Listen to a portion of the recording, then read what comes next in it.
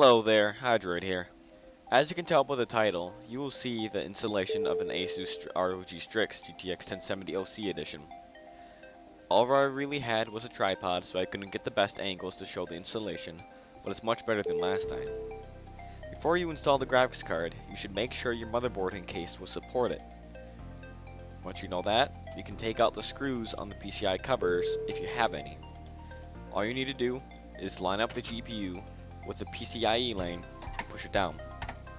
Most PCIe lanes have a lock to keep the thing in place, but I broke mine off on accident. Here's the comparison between two of my PCI lanes. See how the lock's missing? Anyways, once the graphics card is slotted in, you should give it a firm push and continue until you hear the lock click. Then, it's a simple matter of screwing the card in.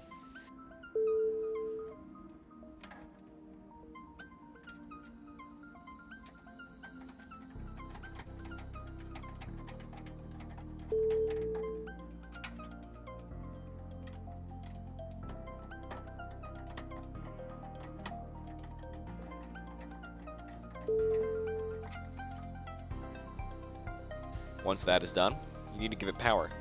The Strix 1070 requires an 8-pin power connector, so you should plug that in.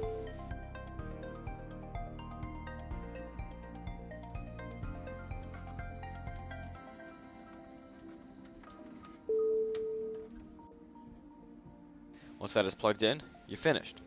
Time to plug the power in and turn it on.